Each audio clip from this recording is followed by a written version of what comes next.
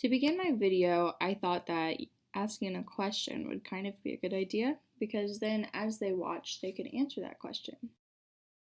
I then decided to go into both sides of the classroom, so like how a future classroom could be with technology, and then a little bit into how it is with a classroom without any technology at all.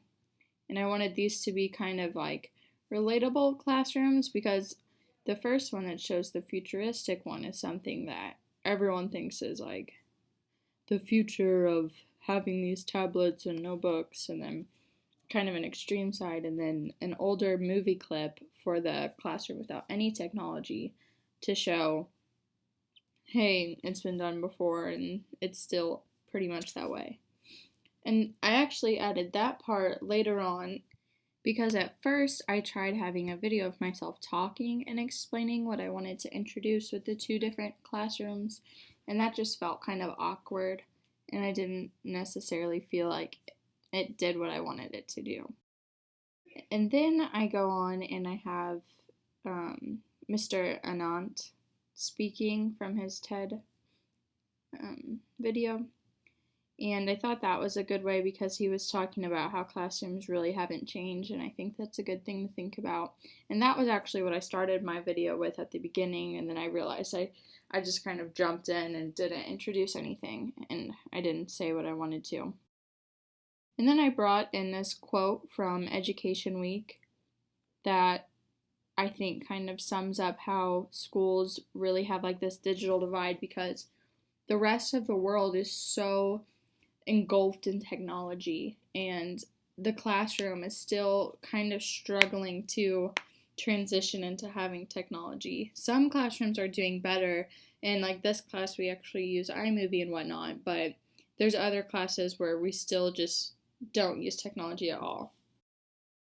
And then I went and I showed the Times article because I believe that it kind of introduced that there were groups who believe that technology can help the classroom very much, and they already have ideas brewing that will help benefit the classroom.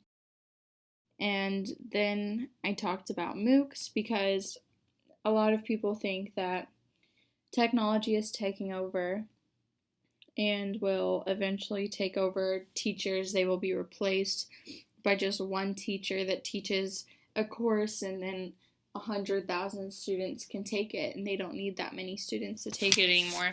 And I know that's a fear of many teachers, so I wanted to speak about that a little bit because I thought that it was important, but I didn't want to focus too much on it because I don't agree with it. I don't think they're that great of an idea.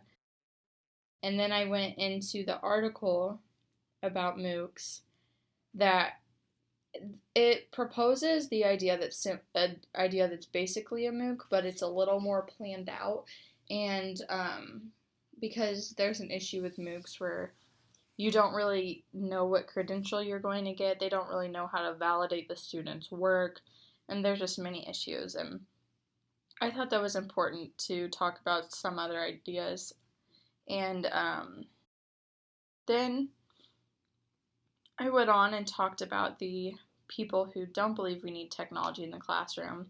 And I've actually been struggling finding sources to talk about this. So that's why I only had one source, because not a whole lot of people write about thinking that they don't need technology within the classroom.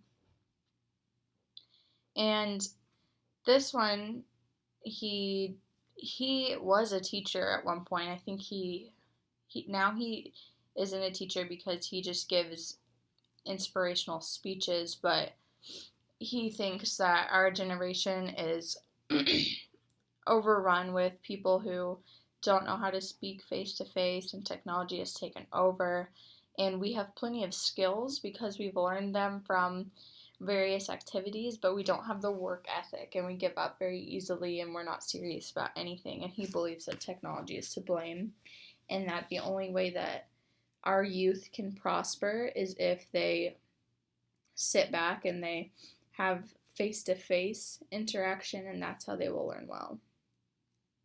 and I thought that was important.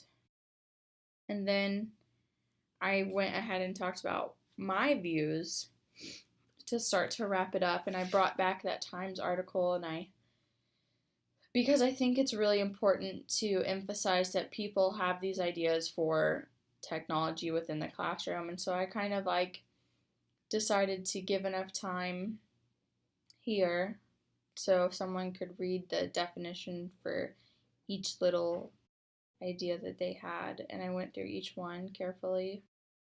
And then I went back to that video with the awesome classroom, and and I had my voiceover with it because I wanted to sum everything up with my own words, but I also wanted to have this awesome future classroom in the background as well, so people could kind of see what would be a great way for us to integrate technology within the classroom.